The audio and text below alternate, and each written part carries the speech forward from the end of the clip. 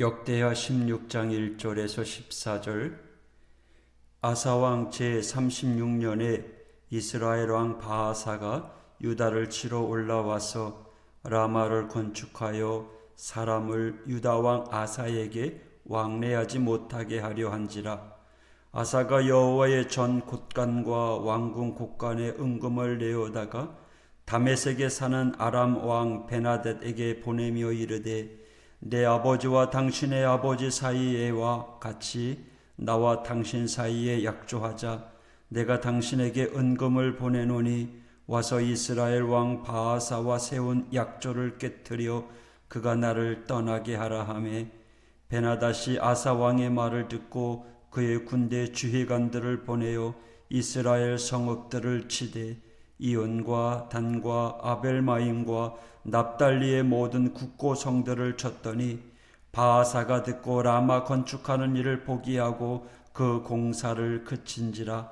아사 왕이 온 유다 무리를 거느리고 바아사가 라마를 건축하던 돌과 제목을 운반하여다가 게바와 미스바를 건축하였더라. 그때 선견자 하나니가 유다 왕 아사에게 나와서 그에게 이르되, 왕이 아람 왕을 의지하고 왕의 하나님 여호와를 의지하지 아니하였으므로 아람 왕의 군대가 왕의 손에서 벗어났나이다.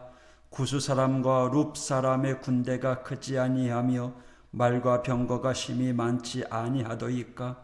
그러나 왕이 여호와를 의지하였으므로 여호와께서 왕의 손에 넘기셨나이다. 여호와의 눈은 온 땅을 두루 감찰하사 전심으로 자기에게 향하는 자들을 위하여 능력을 베푸시나니, 이 일은 왕이 망령되이 행하였은즉 이후부터는 왕에게 전쟁이 있으리이다 하매, 아사가 노하여 선견자를 옥에 가두었더니 이는 그의 말에 크게 노하였음이며, 그때 아사가 또 백성 중에서 몇 사람을 학대하였더라. 아사의 처음부터 끝까지 행적은 유다와 이스라엘 열왕기에 기록되니라. 아사가 왕이 된 지 39년에 그의 발이 병들어 매우 위독했으나 병이 있을 때에 그가 여호와께 구하지 아니하고 의원들에게 구하였더라. 아사가 왕위에 있은 지 41년 후에 죽어 그의 조상들과 함께 누움에 다윗성에 자기를 위하여 파두었던 묘실에 무리가 장사하되 그의 시체를 법대로 만든 각양향 재료를 가득히 채운 상에 두고 또 그것을 위하여 많이 분향하였더라. 아멘. 오늘 성경 말씀은 유다의 아사 왕 노년 때의 이야기입니다. 그의 노년의 때는 아쉬움이 많았습니다. 아사 왕 제36년에 북이스라엘 왕이 침략하였습니다. 그러자 아사 왕은 부랴부랴 많은 보화를 보내며 아람 왕에게 도움을 청합니다. 2절, 아사가 여호와의 전 곳간과 왕궁 곳간에 은금을 내어다가 다메섹에 사는 아람 왕 베나닷에게 보내며, 그동안 선조 때 그리고 그가 모아놓은 성전에 있는 것까지 모아다가 아람 왕에게 갖다 줍니다. 그만큼 급하였던 것 같습니다. 영적인 면도 그러할 때가 많습니다. 아사 왕의 이러한 행위에 대해서 하나님께서는 선지자를 보내 책망하십니다. 7절, 왕이 아람 왕을 의지하였으므로 아람 왕의 군대가 왕의 손에서 벗어났나이다. 이 아사 왕이 어떤 왕이었습니까? 하나님을 의지하며 종교 개혁까지 했던 왕이었잖아요. 그런데 노년에 이 부분에서 실패하고 있는 겁니다. 하나님께 도움을 구해야 되는데 사람에게 도움을 구했다라는 거예요. 사실 사람이 살다 보면 약해질 때가 있죠. 특별히 우리 어르신들 노년의 때에 힘이 없습니다. 의지도 약해지고 체력도 마음도 약해지기 쉽습니다.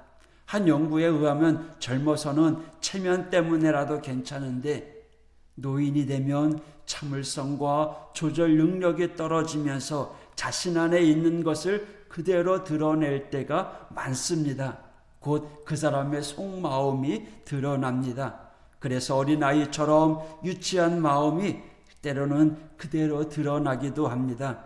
그래서 노년의 때에는 내공이 드러나는 시기라고 할 수 있습니다. 안에 쌓인 것이 얼마나 있느냐에 따라서 그 모습이 확연히 다르게 나타납니다.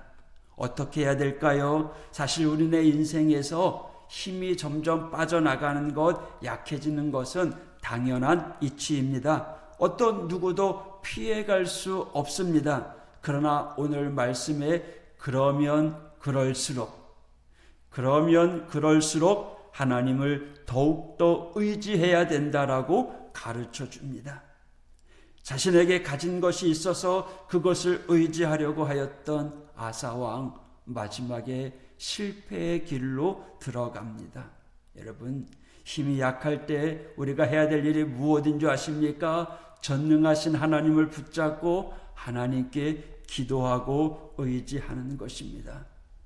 그런데 더 중요한 것은 가진 것이 있고 연륜이 있을 때 어쩌면 더 열심히 하나님께 나아가야 합니다. 아사 왕의 마지막을 보십시오. 12절, 아사가 왕이 된 지 39년에 그의 발이 병들어 매우 위독했으나 병이 있을 때 그가 여호와께 구하지 아니하고 의원들에게 구하였더라.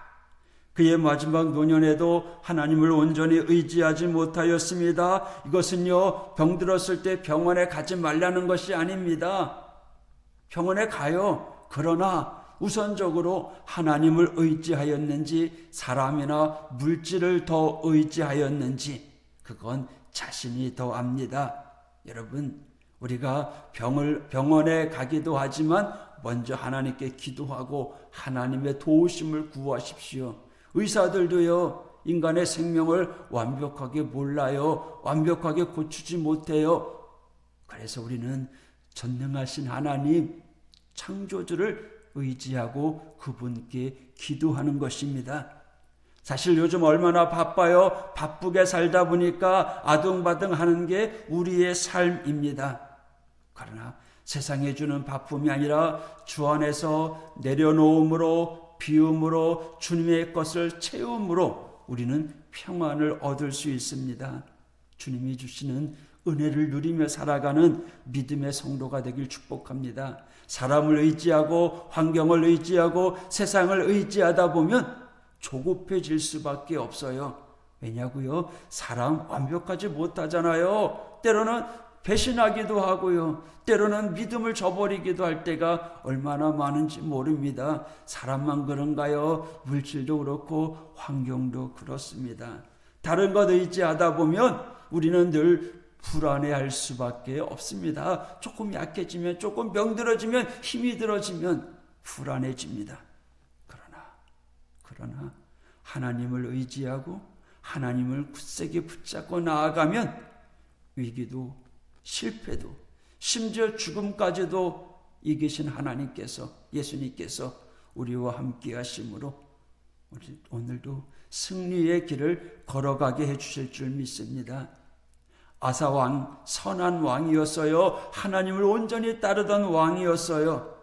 그런데 그 처음 가졌던 그 마음, 첫사랑, 초심이 점점 변하여져서 노년에는 안타깝게도 그 믿음을 잃어버리는 그러한 모습을 성경을 통해서 보여줍니다.